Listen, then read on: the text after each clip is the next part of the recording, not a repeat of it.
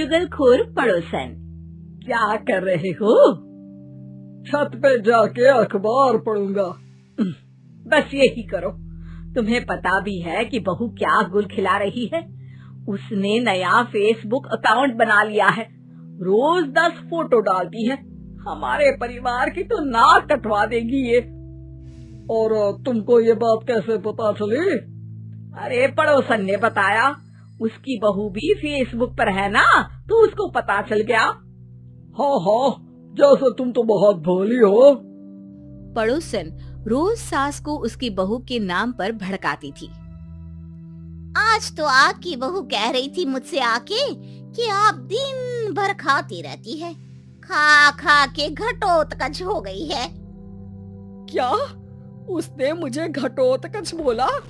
अरे वो खुद ना कटी सुपर्णखा है। आप कह रही हो तो सही होगा, लेकिन आप उसको बताना मत कि मैं ये सारी खबरें आपको देती हूँ। शाम को जब बहू पड़ोसन के पास जाती है, आज तो तेरी सास तुझे सुपर्णखा कह रही थी, कल ताड़का भी कह देगी।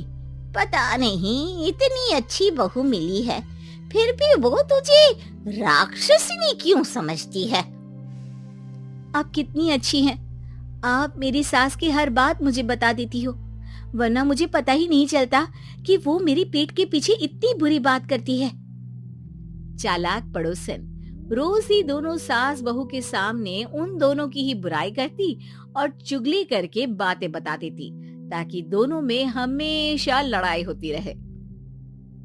आपने तो बस छत पे बैठ के अखबार पढ़ना है और चाय के घूंट पीना है। बहू की वजह से मुझे तो जहर के घूंट पीने पड़ रहे हैं। कल वो मुझे मोटी घटोत्कच बोल रही थी। तो तुम भी तो उसको नाक कटी सुपर्णखा बोल देती ना। हाँ, वही बोल दिया मैंने उसे। आप मुझे कितना समझते हो? बहुत अच्छे से। मुझे वो ये बात पड़ोसन ने बताई ना, वही तो है आपकी शुभ चिंतक। पर मैं इस बहू को ना सबक सिखा के ही रहूंगी।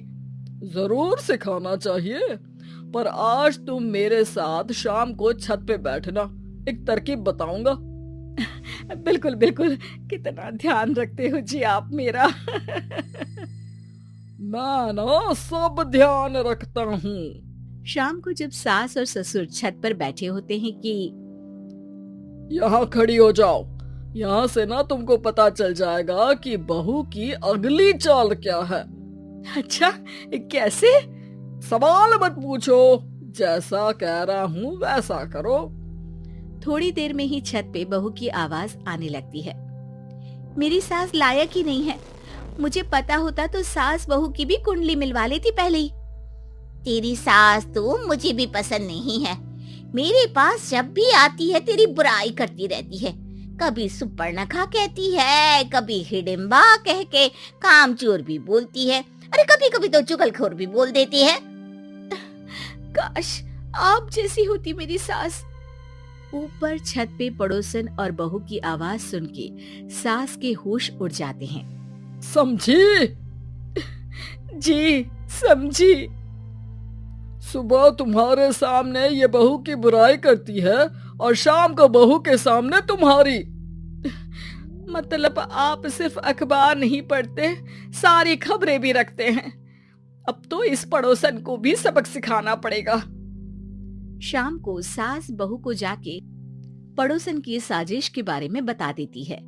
हाँ, मुझे माफ कर दो माँ जी।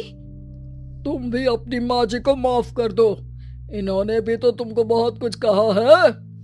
अरे बस बस, अब ये सोचो कि पड़ोसन को सीधे कैसे करना है।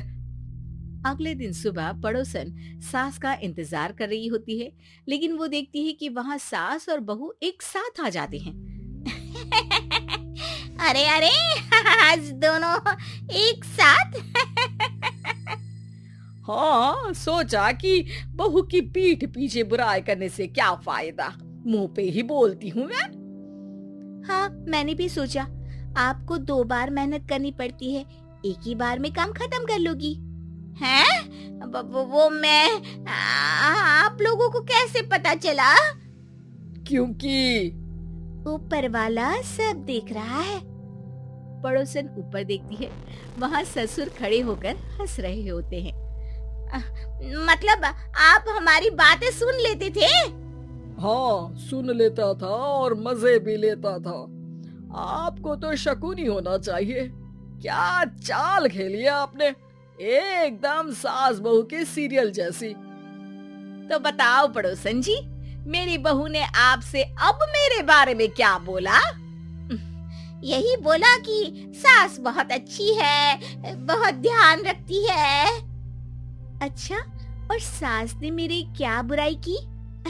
नहीं ना की बुराई, हमेशा तारीफ करती है।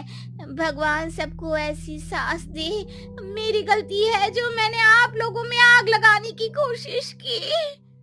पर छत पे लगा हुआ सीसीटीवी यानी कि शर्मा जी सब देख रहे थे। हाँ जी, मुझे माफ कर दीजिए। माफ क्या, आपको तो अब हम साफ ही कर देंगे अपने वालों की लिस्ट से। आज से आपकी और हमारी बात बंद, लेकिन बुराई जारी रहेगी। अब आपकी हरकत के बारे में पूरे मोहल्ले को बताना तो पड़ेगा ना आंटी जी।